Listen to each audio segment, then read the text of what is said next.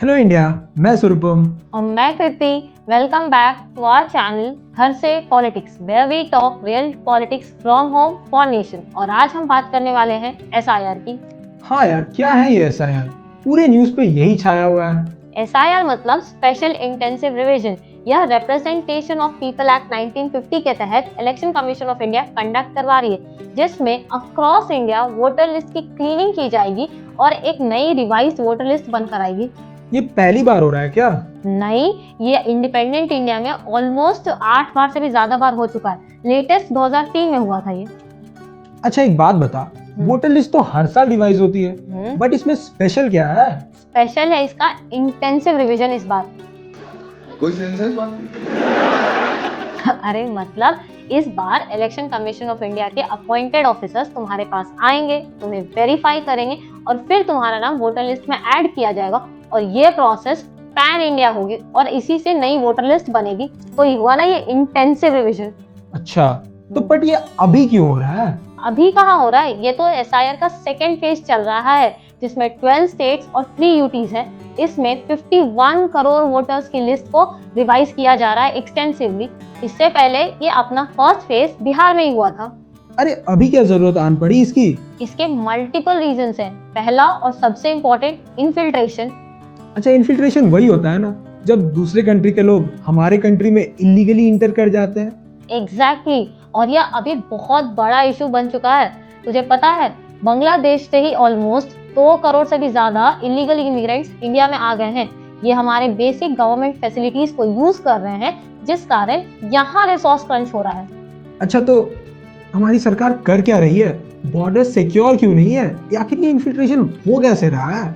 देख, सरकार कर रही है, पर यहाँ की ज्योग्राफी भी एक इम्पोर्टेंट रोल प्ले करती है। इंडिया और बांग्लादेश का पोरस बॉर्डर होता है, जहाँ नदी, पहाड़, जंगल होने के कारण टफ बना देता है टू कंट्रोल।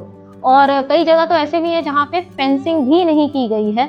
तो जानकर शॉक हो जाएगा कि बांग्लादेश के यूट्यूब चैनल्स पे बकायदा इन्होंने ट्यूटोरियल्स डाले हुए हैं how to cross this borders.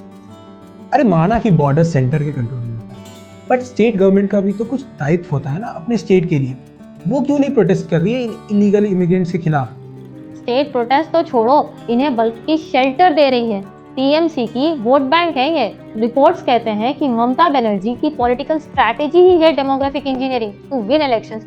और तुझे पता है, यही ममता बनर्जी 2005 में पार्लियामेंट में इन्हीं इलीगल इमिग्रेंट्स के खिलाफ प्रोटेस्ट कर रही थी और स्पीकर के ऊपर डॉक्यूमेंट्स फेंक रही थी। जब इस स्वरूप इलाज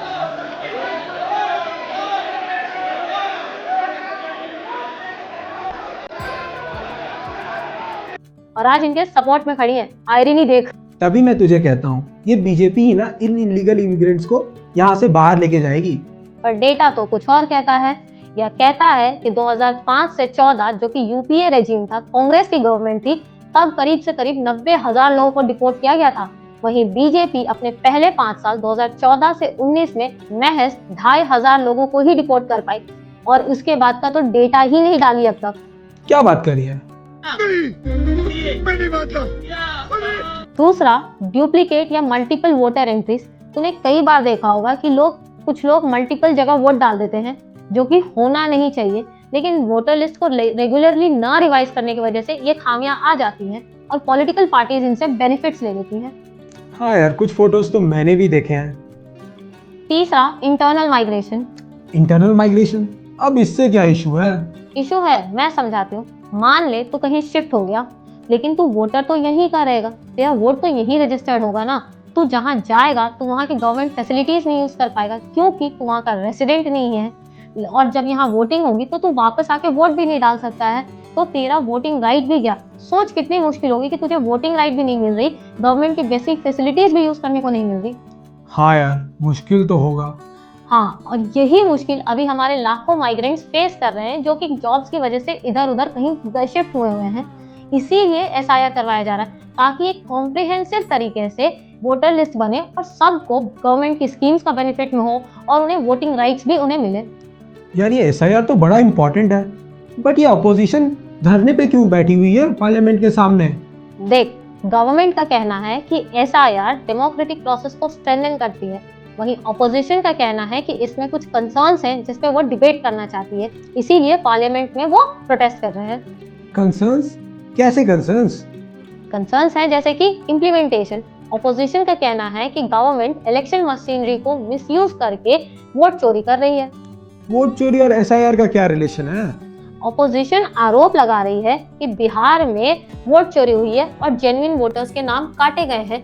कुछ रिपोर्ट्स की माने तो सितंबर 2025 में बिहार में करीब 8.22 करोड़ वोटर्स थे, लेकिन जब एसआईआर के बाद फाइनल लिस्ट बनकर आई उसमें कुछ 7.42 करोड़ वोटर्स थे। मतलब 80 लाख वोटर्स के नाम काट दिए गए। और तो और कई जगह से बिहार में ऐसी खबरें आई कि वोटर्स के बिना वोट डाले उनके वोट पड़ गए। अरे गए हैं वोट गिराने के लिए। हाँ, गिर गया। आपका हाथ दिखाए तो स्याही लगा हुआ है। ऐसा ही लगा है। गिरावा ही नहीं दिया तो वोट गिराने नहीं दिया, बोला कि आपका वोट गिर गया। तो हम बोले कैसे वोट गिर गया भाई? हाँ, हम तो वोट गिरावे नहीं किए हैं। अरे तो जब ऑपोजिशन इतनी क्लेम्स कर रहा है तो इलेक्शन कमीशन वीडियो क्यों नहीं रिलीज कर देता है वोटिंग की? क्योंकि हमारे माननीय election commissioner mister Gyanesh Kumar को लगता है कि इनसे हमारी माताओं और बहनों की इज्जत चली जाएगी। क्या अपनी माताओं, बहुओं, बेटियों सहित किसी भी मतदाता की सीसीटीवी वीडियो चुनाव आयोग को साझा करनी चाहिए क्या? और वही इलेक्शन कमीशन अपने ऑफिसर्स के डांस करते वीडियो रिलीज कर देता है जिनमें माताएं बहनें भी हैं। हिपोक्रेसी की भी सीमा होती है। दूसरा, प्रूविंग सिटीजनशिप। Proving citizenship? क्या बात कर रही है? ये सीएए नहीं है, ये एसआईआर है। मैंने तो ऐसा कहीं नहीं पढ़ा। हाँ, बट ये डायरेक्टली नहीं है, बट इनडायरेक्टली कहा जा सकता है। Usually burden of proof government का होता है, लेकिन इस केस में गवर्नमेंट सिटीजन से कह रही है कि आप अपनी सिटीजनशिप प्रूव करो, तभी जाके हम आपको वोटर लिस्ट में नाम रखेंगे। ऑपोजिशन इलेक्शन कमीशन के इस पावर पे ही सवाल उठा रही है, क्योंकि representation of people act election commission को सिर्फ रजिस्ट्रेशन करने का पावर देता है, एलिजिबिलिटी डिसाइड करने का नहीं। और यह आर्टिकल 11 जो कि कॉन्स्टिट्यूशन ऑफ इंडिया का है उसे भी वायलेट करता है। अच्छा, हमको सिखा रिया है। तीसरा, एक्सट्रीम वर्क प्रेशर। तो सोच, बिहार में कास्ट सेंसस करवाने को करीब 6 महीने का टाइम लगा था, वहीं एसआईआर जैसे इंटेंसिव काम के लिए इलेक्शन कमीशन ऑफ इंडिया सिर्फ 1 महीने का टाइम दी है।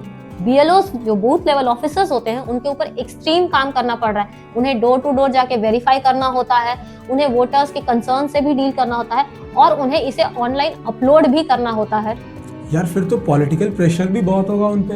हाँ, और इन्हीं प्रेशर्स की वजह से सैडली 20 से भी ज्यादा बीएलओस एक्सट्रीम स्टेप उठाने को मजबूर हुए।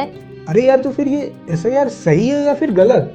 देख, ये है तो सही, और अभी जिस हालात में देश चल रहा है ना, वहाँ इसे करवाना भी बेहद जरूरी है, क्योंकि हमारे पास डेमोग्राफिक डेटा नहीं है। लास्ट सेंसस 14 साल पहले हुआ था, वहीं लास्ट एसआईआर 20 साल पहले। तो ये एसआईआर हमें डेमोग्राफिक डेटा देगी, जिससे गवर्नमेंट को आसानी होगी पॉलिसी बनाने में और उन्हें इम्प्लीमेंट करने में। लेकिन इन सब से कहीं ज़्यादा ज़रूरी है इनका इफेक्टिव इम्प्लीमेंटेशन। अगर यहाँ गड़बड़ हुई ना, तो ये बहुत ही नेगेटिवली इम्पैक्ट करेगा। रिस्पॉन्सिबल अथॉरिटीज़ को इसे रिस्पॉन्सिबल तरीके से ही डील करना होगा। चल, मैं तो समझ गया एसआईआर। अब मैं आपसे पूछता हूँ, क्या आपको समझ में आया एसआईआर? कमेंट से बताइए, आपको क्या लगता है, एसआईआर सही है या फिर गलत? तब तक के लिए वीडियो को लाइक करें, अपने दोस्तों के बीच शेयर करें, चैनल को सब्सक्राइब करें और बेल आइकन दबाना ना भूलें, क्योंकि चेंज तभी होगा जब समझ बदलेगी। जय हिंद, जय भारत।